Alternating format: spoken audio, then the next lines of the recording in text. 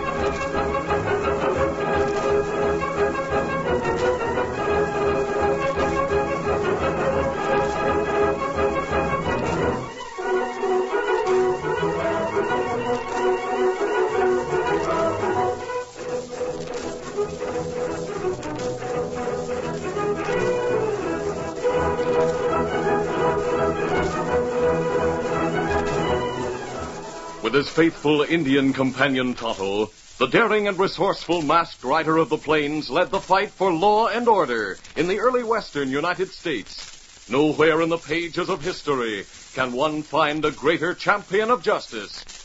Return with us now to those thrilling days of yesteryear. From out of the past come the thundering hoofbeats of the great horse Silver.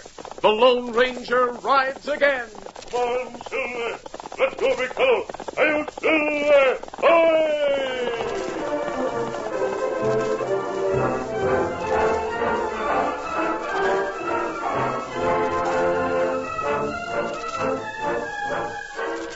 Jim Hardy and his wife lived in a small one-room cabin in the Colorado hills. They had known many disappointments in the search for gold, so Mary didn't let her hopes rise too high when she saw her husband running toward the house in an exultant mood. Mary! Mary, I've got news. We're going to be rich. Oh, now, Jim. It's the truth, Mary. This time I found gold, and there can't be any doubt about it.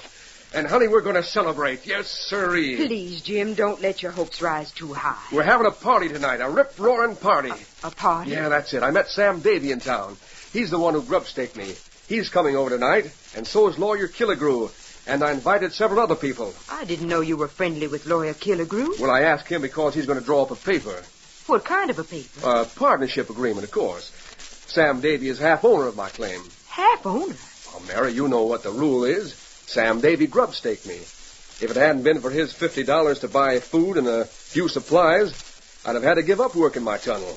I never would have found the gold. And you're going to give Sam half interest in your claim for only $50. Well, I already gave it to him when he let me have the money. Now we're going to put the agreement in writing. So come on, honey. We've got to get this house all cleaned up. Everything spick and span. Cook up all the victuals we got left. We're going to have a party tonight. Oh, Jim.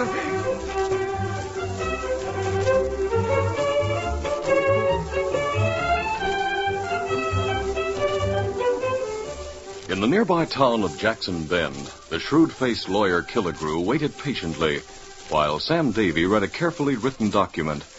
When he had finished, Sam looked up. Yeah, looks all right to me, Mr. Killigrew. It's a simple partnership agreement, Sam. You get half of all that Hardy finds in his gold mine.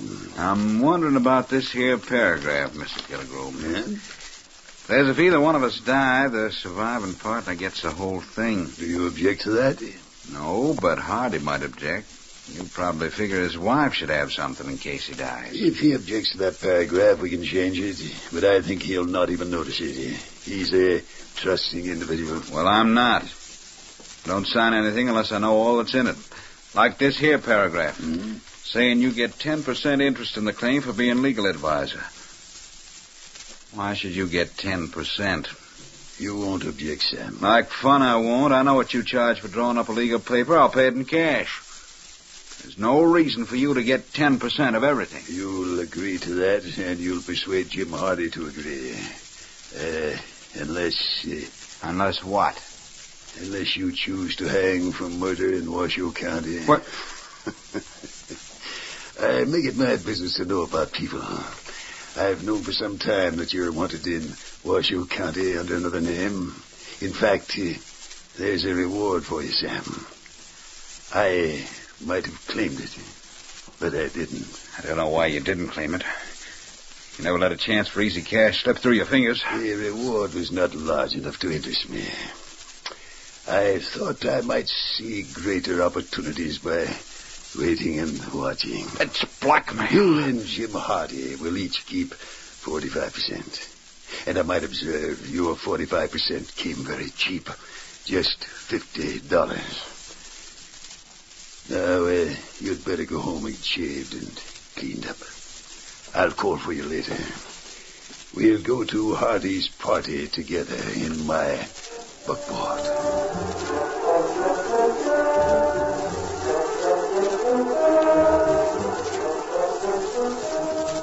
In the gathering twilight, an Indian rode hard through the foothills. His name was Tonto. He was hurrying to join his friend the Lone Ranger in a camp not far from Jackson's Corners. The ground was broken and pitted, dangerous for hard riding. Tonto guided his paint horse skillfully, but there was a small treacherous spot he failed to see. Steady, Scout, steady, fella.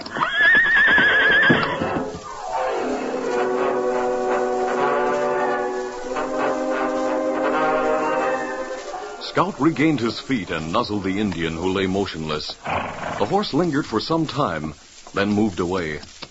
Tonto remained unconscious where he had fallen while twilight deepened.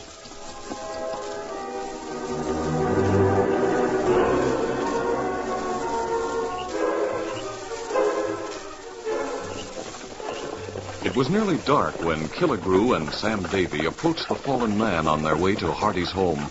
They traveled in the lawyer's light buckboard. Hola. Why are you stopping here, Killigrew? Use your eyes. There's someone lying on the ground. Well, sure enough. We'll investigate. Looks like a redskin. Yes, it is. Is he dead? I don't know. He's alive. He moaned. He's getting conscious. You help. Steady there. What happened to you? Horse. Him fall. You don't seem to have any broken bones. Head hurt. There's a bad bump on the head. The skin is broken. He's passed out again. What do we do with him? I'm wondering. We've got to get to Jim Hardy's place with the agreements. I don't know if... Hey, Killigrew, what are you laughing about? Sam, this Indian might be a killer with a grudge against your partner. Grudge against Jim Hardy? Huh. Who gave you that idea? He might have a grudge, and he might kill Jim Hardy after the partnership agreement has been signed, of course. You might make a heroic effort to save Hardy. You might even kill the Indian, but just too late. Savvy.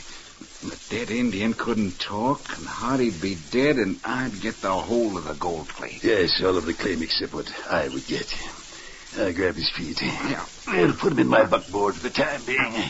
We can use him, Sam. We can use him.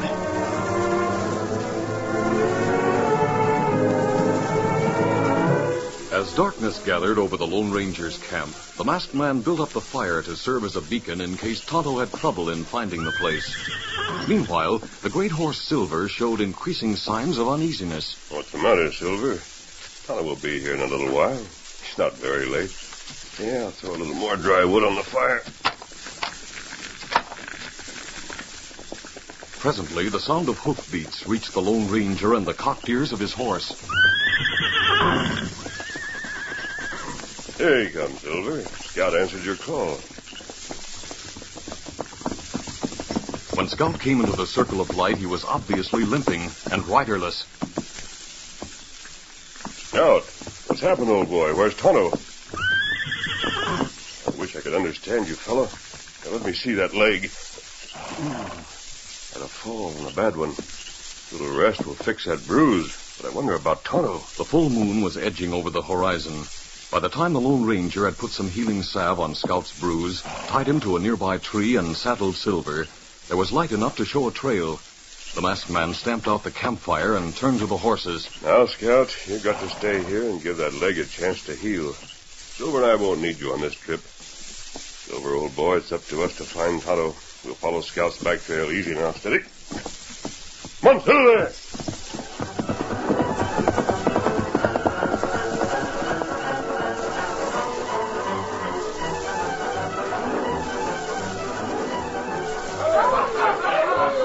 Jim Hardy's house was extravagantly lighted. Jim and Mary were dressed in their best clothes, and for the first time in many, many years, the hard-working couple wore a festive air. Most of their friends had come from town to help celebrate the gold strike. And there were two who posed as friends, Sam Davy and Lawyer Killigrew. The sheriff was the last to arrive. Here he is, the sheriff himself. Hi, Mr. Law. Hi, Sheriff. Howdy, folks. Howdy. Howdy, Mrs. Hardy. Sheriff, I'm so glad you got here. Well, a mite late. Better late than never. Yes, of course. Where's your man? You don't see Jim in the room. He's in the lean-to out back in the woodshed. Oh, yeah? What in time He is went there to get away from everyone while he signed a partnership agreement with Sam Davy. I see. Lawyer Killigrew and a couple of men for witnesses are with them. It seems like a howling shame that Jim has to split his claim with Davy. Oh, there'll be plenty for both. After all, Sheriff, Mr. Davy Grubstake Jim. To the tune of $50. If it hadn't been for that money, we'd have had to leave without finding the gold. How is it they're just signing the agreement now? Didn't they have an agreement before this? Oh, yes, but it wasn't in writing. Oh, I see. Do let me have your hat, Sheriff. There's some food over there on the table. Thank you, Mrs. Hardy, but I can't stay. There's Jim now. Oh. Jim! Yeah? Oh, there's the sheriff. Say it was mighty kind of you to drop in, Sheriff. Congratulations, Hardy. You too, Davy. I understand you'll do as well as Jim on the gold claim. I reckon so, We Sheriff. just signed a partnership agreement. So I hear. Sheriff, you know Lawyer Killigrew. Howdy, Mr. Killigrew. Hi, this evening, Sheriff Darwin. Oh, by the way, I'm glad you dropped in. There's something I think you should know. Is that so? Yeah, see, it might be better if we stepped outside. It's a rather confidential matter. You come too, Sheriff. Right. I'll step outside, then go on my way. But, Sheriff, you just arrived. I just dropped in to pay my respects, Mrs. Hardy. I didn't plan to stay more than a minute anyway. I'll say good night, all. Killigrew held the door open while the sheriff said goodnight to the people at the party, then left the house with Sam Davy. The lawyer was confident no one would notice Tonto bound and gagged in the buckboard, which had been left well back from the house among some trees. Sure is a nice moonlight night. Never mind the moonlight, Killigrew. What's on your mind? Sheriff, who'd have a grudge against Jim Hardy? No one that I know of. Why? But I heard, indirectly you understand, that he had claimed land that someone else wanted. Someone else wanted that land? Why didn't they claim it? I can't answer that, Sheriff. Of course, there's many reasons why someone might be unable to stake a claim. An Indian or a wanted man, for example. Now, hold on, Killigrew. Let me ask one question. What would happen to Jim's share of the gold mine if Jim got killed? Well, according to the partnership agreement, it would go to Sam Davy. That's about what I figured. Now get this, Killigrew, and you too, Davy. Huh? If anything happens to Jim Hardy, I'll come looking for you two. And not for any mysterious grudge killer. Paste that in your hat. Killigrew, that didn't go over so good. The sheriff's suspicious. If we can't go through with our plans now, he'll suspect us. Leave it to me, Sam. How can he accuse us of murder if we deliver the Indian killer to him? With Jim's own wife as a witness, huh? Just leave it to me.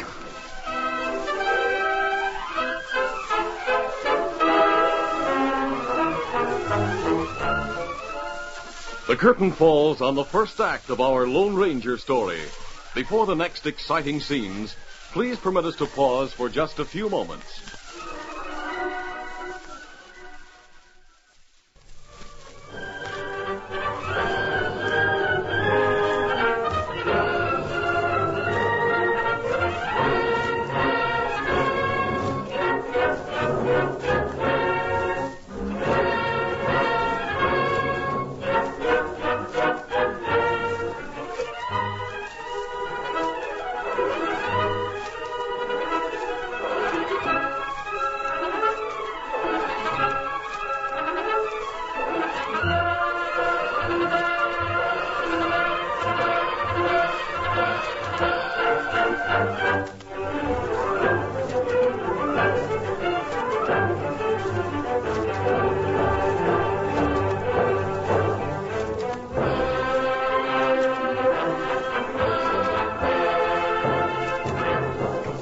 Now to continue our story.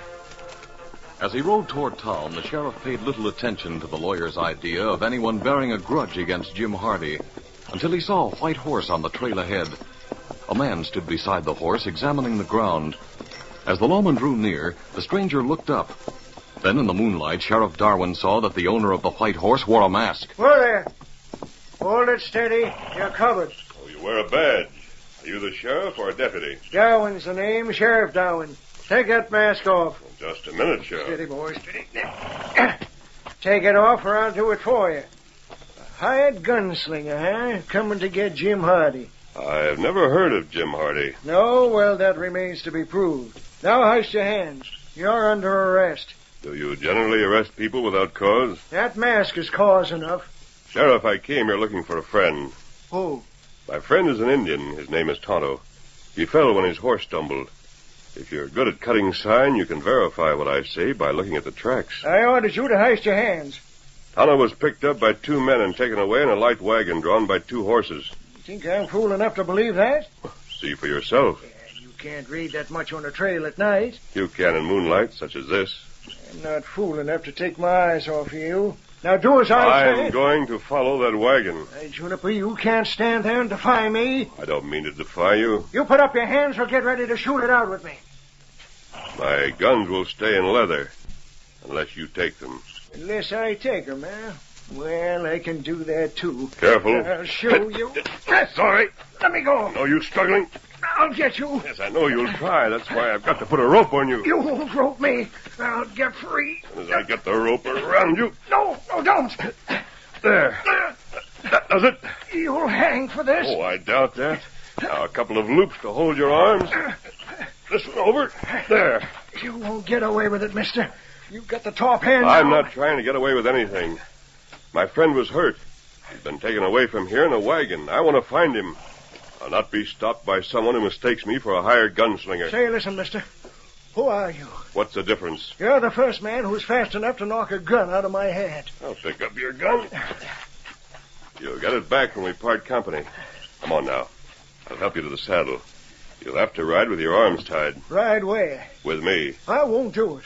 You may ride your own horse with your hands tied, or ride across my saddle. I'll ride my horse. Help me aboard.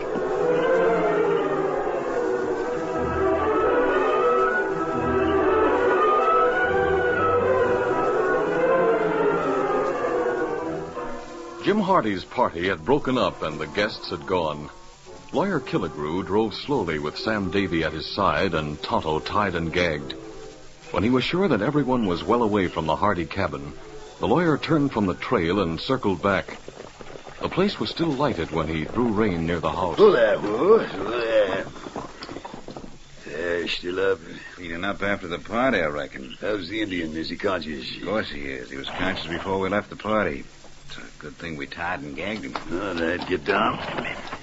Killigrew, after what the sheriff said, I'm not so sure we'll get away with this scheme. We'll get away with it. I know what constitutes legal evidence. I hope so. All right, grab the Indian and pull him out of the wagon. Come on, Redskin. It's time for you to get useful. There. He can stand up all right. Yes, of course you can. Now get out your knife and cut the rope on his ankles so he can walk. All right. I wish there was some way to kill Jim so it would look accidental. You heard what the sheriff said. He'd suspect us of planning the accident. What in blazes will he suspect if Jim's killed? How can he accuse us if Hardy's own wife is the only witness? She's on our side. Cut that ankle rope. I am. Don't leave the rope on the ground. I'll toss it into the wagon. Now what? Do you see that open window? Yeah. I'm going inside. I'll tell Jim and his wife that we decided we'd better come back and warn them that someone's after Jim. You'll be right outside that window with this Indian. Now, when I cough, throw a shot at Blay. I'll shout and point to the window. I savvy. Mary Hardy will turn.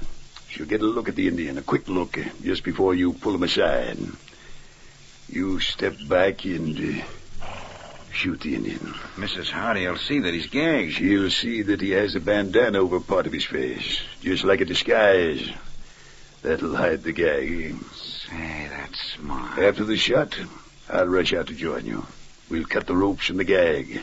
And you'll be a hero for getting Jim's killer. Now, here's the Indian's gun. Huh? Be sure you shoot Hardy with this gun and the Indian with your own. Look here, Killer Gru. Why do I have to be the one to do the shooting? They can only hang you once, Sam. But I or see no... should I call you Jake Arnold of Washoe County? All right. Remember, when I cough, you fire. Yeah. Let's get going.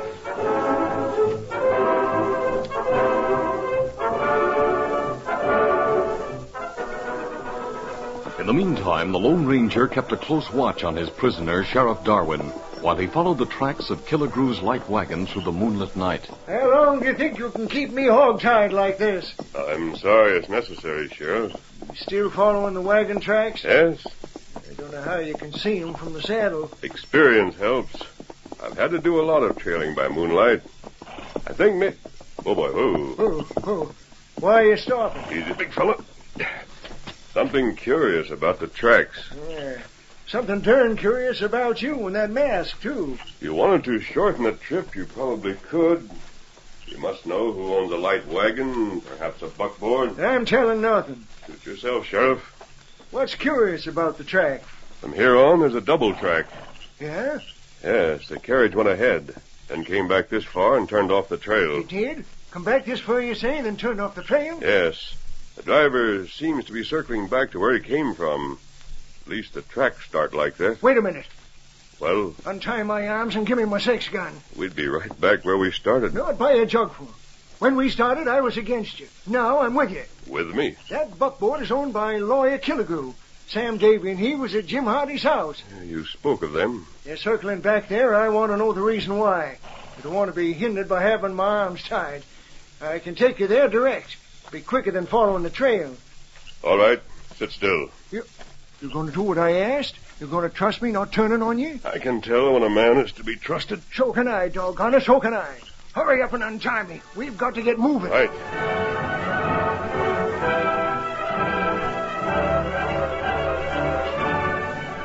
The need for haste was even greater than the sheriff realized. While Jim Hardy and his wife sat at a table looking over Jim's newly signed agreement, they didn't suspect that death was just a few yards distant. I suppose it's all right, Jim, if you say so. Sure it is, honey. I don't mind cutting the lawyer in for a share. We'll need him. And as for Sam getting a claim in case I die, he'd do the right thing. He wouldn't see you go without money. Well, I suppose the agreement has to be that way if it's the custom. You'd better close that window. I think we better leave it open, let the pipe smoke out. So many of the boys were smoking their pipes. There, the door. Maybe someone forgot something. Might be Jack Peterson. He's absent-minded. Well, lawyer Killigrew. Jim, I'm glad you're still up. May I step in? Yes, of course. Is anything wrong, Mr. Killigrew? Well, sir, an Indian's been threatening to get you, Jim. Get me? Why, there must be some mistake. Jim, there's no mistake. You remember when I went outside with the sheriff? Sure. I told him what I'd heard. He wouldn't take me seriously. Sam Davy will tell you how the sheriff refused to believe me. Do you know the Indian, Mr. Killigrew? No, I wasn't going to say anything about it because I didn't want to alarm you, Mrs. Hardy. But when Sam and I were on the way back to town, we saw a campfire not far from the trail. There was an Indian beside it. Well, there aren't many redskins in this community. I know it. Well, Sam and I talked it over and decided to come back here and put you on your guard. Sure, appreciate it. We'll be on the watch. You'd better be sure your windows are closed. Yeah. And the door's locked, too. Yes, the door's locked, too. Have you taken cold, Mr. Killigrew? Well, I may have it. Look, the doorway. What? An Indian. He's opened the door. The door? He's not gagged. You surprised me free, huh? Now you sit still. Sam! Hold your fire. Wait a minute, Redskin. Me not hurt you. Me come after this fellow. No. Killigrew, it's you, he won't. Oh, wait a minute. Listen to me. Hey, Sam, where are you? Him not help. Him tied up. Don't shoot me. Wait a minute. Now, listen to me. You know all about the plans. You heard us. Get Hardy. Get him and I'll make it right with you. What's he saying? Now, you keep quiet. Oh. You want this fellow dead, huh? Then you and partner get all the gold mine.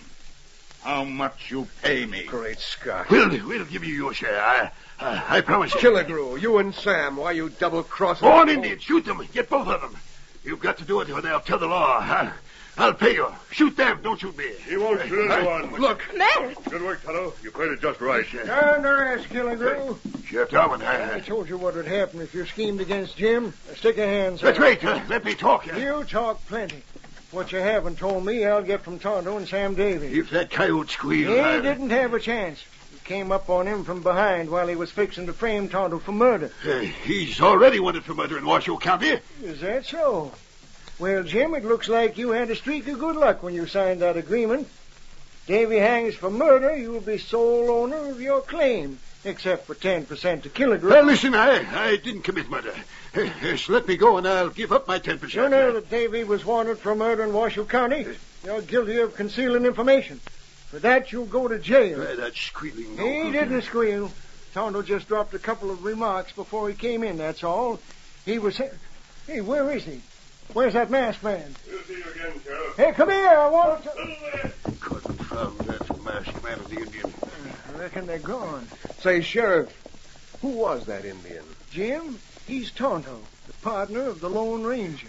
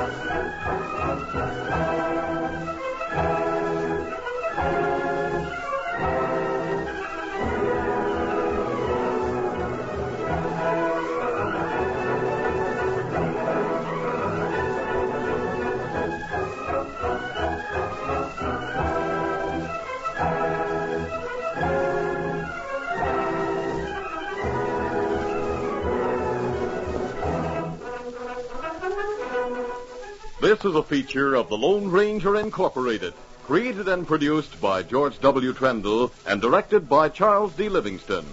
Tonight's story was written by Fran Stryker. The part of the Lone Ranger is played